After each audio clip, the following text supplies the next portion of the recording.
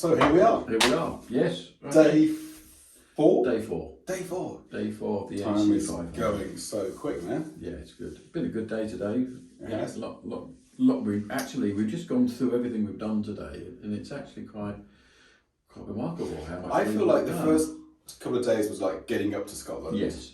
And then now we're in Scotland, and now we're on the NC500. And we are actually officially now on the NC500. Yeah. And now we're actually doing the usual stuff, which is like tourist stuff. We're actually seeing places and taking interest in stuff. Yeah. Yeah. So this morning we woke up in Elgin. Yep. Bloody cold this morning. It's like, you know what? UK, hot, sunny, sweltering. As soon as you go over the border, it's like still sunny, but bloody cold. Yes, we've not had the heat wave that you've had. No. And the wind. What's with the wind? Why is it so windy? Yeah, so no dangerous heat up here. No, we are going to survive. There's no red warning here. In fact, we are in the barbecue hut. Yes, with the barbecue, keeping us warm. Keeping us warm. I sat outside earlier having dinner. We actually cooked some steaks today, and I actually got the blanket from the bedroom to put around myself to keep myself warm. He did. Yeah. There you go. Anyway, so we left Elgin. We left Elgin and we headed towards Inverness, but the aim was to see Inverness Castle, wasn't it? And we did find Inverness Castle. Being rebuilt. It was modern. Yeah. What was that about? There was sort of hoardings all the way round it and diggers and everything, and basically they were refurbishing Inverness Castle. And I think it's not really a castle, it's just a modern building that they're building. It just seems a bit bizarre. I haven't Googled it actually. I had it on my list. Let's go to Inverness Castle. I was expecting something like really, old, ancient, amazing. We got there. It was a building site, and it's basically a modern building now. Yeah. So that was very disappointing. Yep. So don't bother. Don't go to Inverness. We quickly moved on from that. Okay. We then crossed the Keswick Bridge, which is the A9. Out of Inverness. Yep. Okay, and then we headed towards. This is when we diverted off the NC500 because that was following the A9. Just carry on A9, and we thought we didn't want to do that, and we noticed that there was a ferry went over from Cromarty to Nig. Yeah. So we thought let's do a ferry. Let's do a ferry. Let's be adventurous. Yes, right. Live life on the edge. So which was literally life on the edge.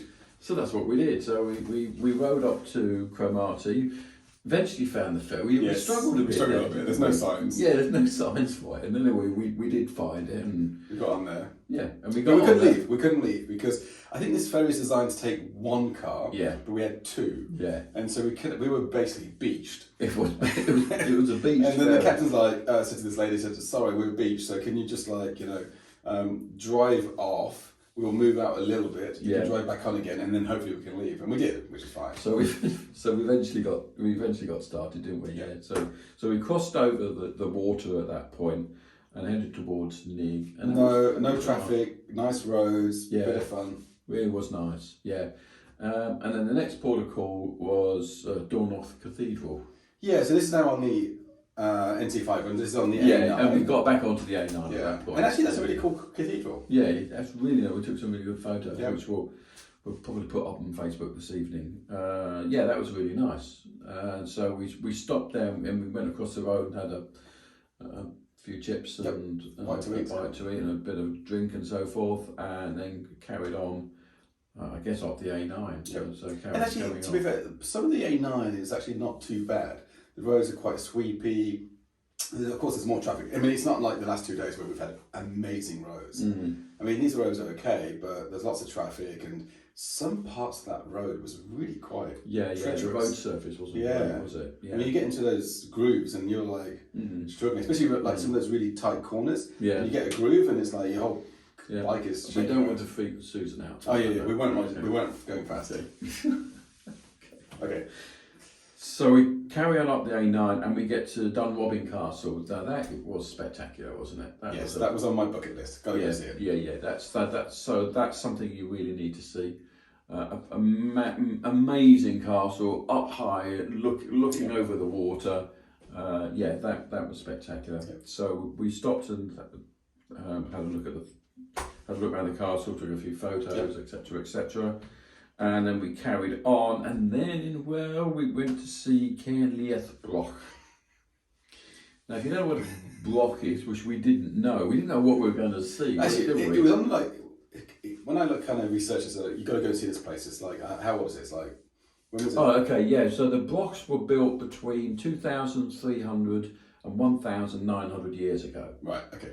So I was expecting something like pretty cool, but it's basically some bricks on top of a hill, and that is it. And this was like someone's dwelling. It's like this is a superior dwelling. It wasn't bricks. It was rocks. Okay, it's rocks, whatever. Not bricks. To be fair, they were double skinned, so you had a bit of sort of insulation But there. to be fair, at the same time as these guys were building some rock formations on top of a hill, which is not that sophisticated, we had the Roman Empire exactly at the same time, where we had underfloor heating, latrines, luxury lifestyle. I think I know where I'd want to be. Yeah, absolutely. Yeah, I mean the view was nice. It had a lovely beach and looking over the sea and that. Right, I'll stick with the Roman Empire. Let's stick with that one. Yeah, okay. So we quickly moved on.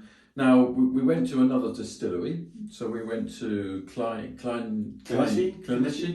Now we weren't going to go in, but we did. We did. The only reason I went in because they've also opened up the Brora. So Brora is an old distillery that closed down and reopened it. It's part of Diageo Group. Diageo Group, love you to bits, but you now own everything, and now you're controlling all the whiskey and the whiskey prices.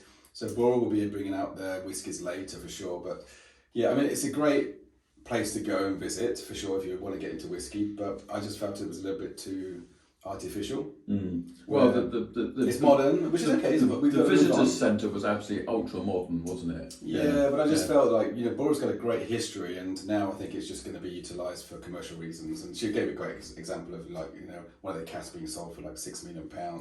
And there's now a contract in place where the guy that's bought it, he's gone out and created the labels, but he's only allowed to release so many at a certain time to keep the prices high.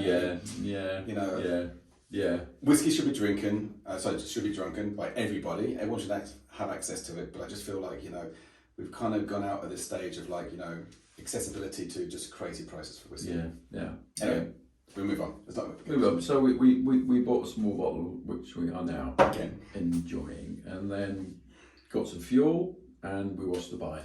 And actually, I tell you what was really impressive. It's like, so I've seen this around, Europe in the past, but back in the UK now. So literally everywhere you go to pay for fuel, you go in, you literally, it's all automated. So where your pumps is, you're, paying for your fuel, etc. But interesting for me was actually going to the jet wash, where actually I could use my credit card to do the jet wash, which is the first time I've ever done that. So I think this is all like great technology. So we wash the bikes. I still can't get my head around the fact that I still have to go into a bathroom and have a hot tap and a cold tap, and I go and burn my hands and then freeze my hands. That's Britain. Why can't we just go and change all the sinks in the UK back to these taps? I don't know why. It's had something to do with having water in your loft and so forth, but why that would be in a service station. It's my little pet. Let's move on. Yeah. So we washed the bikes because they were getting pretty filthy, the flies and so forth. And then we moved on to Whaley Steps. Now, Whaley Steps, okay. Whaley Steps were built in 1792. There were 365 steps. Vandals a few years ago pinched a few, so there aren't 365 steps now. But the 365 steps take you down to a bay where they did herring fishing in the past. And it was, I thought it was really fascinating. Can I just remind you though that we're actually on the NC500 doing a motorcycle trip, talking about motorcycles, and all we're doing is talking about history. Yeah, well, it's part of it, isn't it? It's, but you're boring. It's a culture. Let's just move on. Come on. I met a really nice guy, and anyway, a really nice drunken Scottish guy. He was, and he was into his bikes though. He had a GT550. I didn't actually tell you this. Let's move on. Okay, he rode an XT125 down those steps. Yeah, do you believe that? Yeah, of course. Actually, he was probably drunk at the time. Yeah, he was drunk. He admittedly was drunk. Okay. Do you know what I loved about it was when I went down to the garden, he had a 15-year-old motocross bike that his son had seized the engine. It's been sat there for 15 years, and now it's an ornament. Yes, it is. It's an ornament of the garden. Deteriorate. Yeah. Right. So then we went to Tesco's. Actually, no, we went to Wick. We rode through Wick. The best thing about Wick, and so did anyone that comes from Wick, is Tesco's. Because really, Wick is nothing. I mean, it's not that exciting. It's not great. But they've got a great Tesco's. We popped into Tesco's, got some steaks and some wine, salads and some wine. Some salad. Olga, we had some salad. Yeah, beetroot as well. That's good for you. Healthy. And we cooked it on the barbecue that's just here. This is fantastic. It is good. Yeah. So it's very romantic. I put the lights on. Did you notice I put the romantic lights on? So here we are. We're Caithness Luxury Farm Lodges, and we're actually in the barbecue hut, which is a cute. And you've seen. I put a video up already. So you've seen what it's like from the outside, and this is what it's like. It's very cool. It's very quiet. It's really cool. So yeah. I mean, there's nothing around here to stay in. There was no hotel, so we found this place quite by accident, but it's good. So a good day. I think the roads, for me, the roads weren't as good as what we've had over the last 2 days. I think the A9 is fine, but there's some really patchy areas. I also think there's a lot of traffic as well. So I mean, from riding the bike, I said yesterday that I was going to open it up and have some fun. Didn't get a chance to really. It was just too, on the main road you can't do that. So I'm hoping that tomorrow we can find a diversion and go off and have a bit of fun. But if we can't, then we stick on the NC500. So tomorrow we're off up to John O'Groats. So we will be going to John O'Groats tomorrow. And I've never been. Been? No. So this will be the first time. It's a Land's End. So now tomorrow I'm going to John O'Groats. I'm actually excited about it. Yeah. So that would be pretty cool. So the best part of the day, what was it for you? I would say some of the roads that we travelled on were really beautiful, lovely sweeping bends, nice. I liked the castle we went to see. I love the castle. And I actually enjoyed going down the steps. And going down the steps was okay. Getting up the 365 steps, that was a killer for me. You were a little bit behind me. I was. Did you stop? I'd stopped twice. I will admit, I had a rest twice. I got the top. I was a little bit warm on the top. I was a little bit sweaty. Yeah, but I did do it. But I thought, bloody hell, this is. I mean, it's a lot of steps, wasn't it? Normally I used to run it, but now I kind of take two at a time. That's all I can do. I was plodding. But it was a good day. It was. Yeah. It's just windy. Didn't like the wind. Yeah, windy today. It's not been boiling up here. It's been pleasant. It's been The roads weren't as good as the last 3 days, but I enjoyed actually discovering places to go and visit as a tourist. I feel like we're doing the NC500 as a tourist now, which is good. Yeah, and that was the idea. We've done about 180 miles or so today, and it was. I felt like the first few days was like getting up here. Now my question is like, have we given ourselves enough time to see everything? Because I feel like, everything's a little bit rushed. We've got another 5 days. We have, but I still don't think it's going to be enough. And I read all the blogs, people saying, yes, you need more time. And I think you do need more time. Well, yeah, clearly, if you wanted to see everything that's across here, you'd probably need months. But, I think we've got the balance, actually, personally. So, good ride, good steak. Yeah, steak, fantastic. Good accommodation. Yeah, the accommodation here. This is really cute. Good French wine. Yeah. And great whiskey. Yeah. And great friendship. Okay. Cool. See you guys tomorrow. See you then. All the best.